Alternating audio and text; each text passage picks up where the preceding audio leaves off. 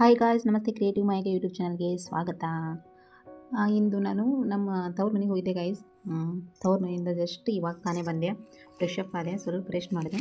ಬಳಿಕ ತಂದಂಥ ಸೊಪ್ಪುಗಳೆಲ್ಲ ಬಿಡಿಸಿಡಬೇಕಂತೇಳಿ ತೆಗೆದುಕೊಂಡು ಕೂತೀನಿ ಗೈಸ್. ನಮ್ಮ ತೋಟದಲ್ಲೆಲ್ಲ ಥರದ ತರಕಾರಿಗಳು ಮತ್ತು ಹಣ್ಣು ಹಂಪಲುಗಳನ್ನು ಬೆಳೆದಿದ್ದೇವೆ ಗೈಸ್. ಆದ ಕಾರಣ ಇಲ್ಲಿ ಬಾಗಲಕೋಟೆಗಳು ತುಂಬ ತುಟ್ಟಿ ಸಿಗುತ್ತಲ್ಲ ಗೈಸ್.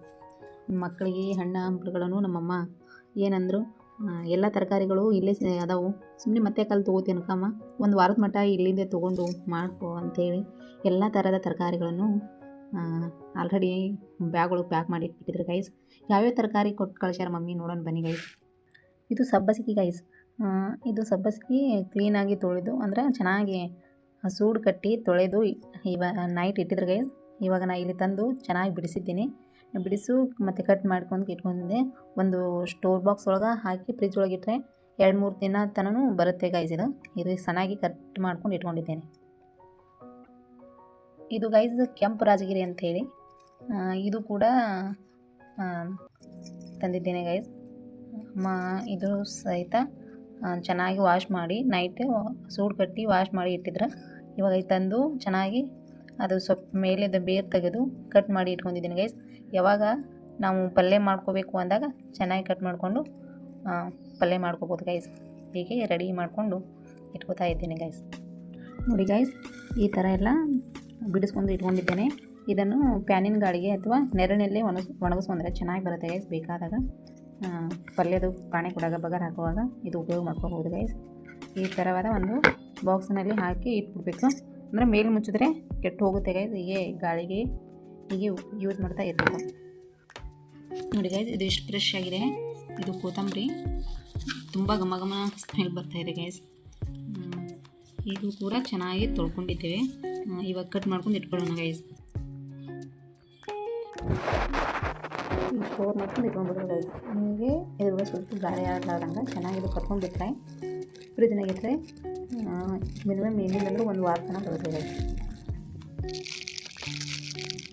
ಇದರೊಳಗಡೆ ನೀರಿನ ಅಂಶ ಇರಬಾರ್ದು. ನೀರಿನ ಅಂಶ ಇದ್ದರೆ ಮಾತ್ರ ಕೆಡುತ್ತೆ ಗೈಸ್. ಚೆನ್ನಾಗಿ ವಾಶ್ ಮಾಡಿ ಗಾಳಿ ಆದ ಬಳಿಕ ಇದರೊಳಗೆ ಶೇಖರಣೆ ಮಾಡಿರ್ಬೋದು ಗೈಸ್.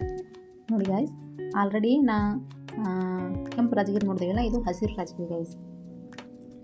ಕೆಂಪು ರಾಜಗಿರಿ ಮತ್ತು ಹಸಿರು ರಾಜಗಿರಿ ಎರಡೂ ಸಹ ಅಮ್ಮಾಜಿ ಕೊಟ್ಟು ಕಳಿಸಿದ್ದಾರೆ. ನೋಡಿ ನೋಡಿ, ಇದರೊಳಗಡೆ ಕೆಂಪು ರಾಜಗಿರಿ ಬಂದಿದೆ ನೋಡಿ.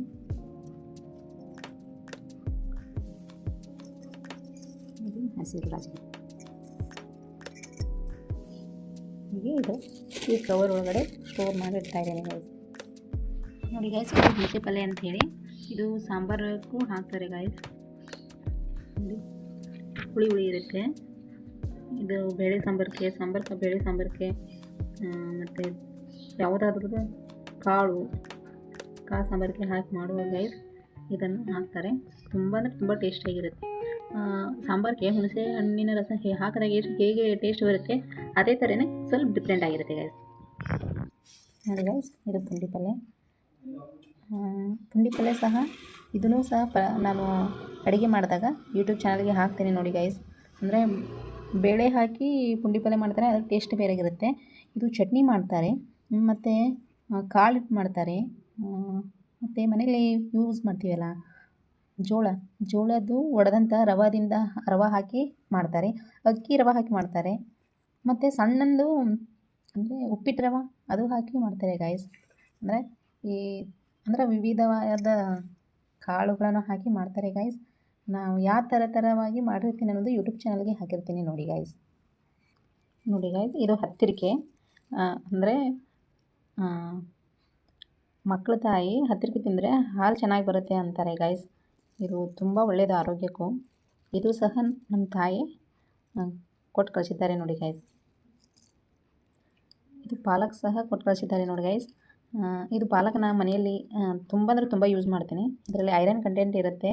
ನಾನು ಚಪಾತಿಗೆ, ರೊಟ್ಟಿಗೆ ನನ್ನ ಮಕ್ಕಳು ಕಲರ್ ಇಷ್ಟಪಡ್ತಾರೆ, ಕಲರ್ ಅಂಥೇಳಿ ಇದು ಮತ್ತು ಬೀಟ್ರೂಟು ಜಾಸ್ತಿ ಅಂದರೆ ಜಾಸ್ತಿ ಬಳಸ್ತೀನಿ ಗೈಸ್ ನಮ್ಮ ಮನೇಲಿ.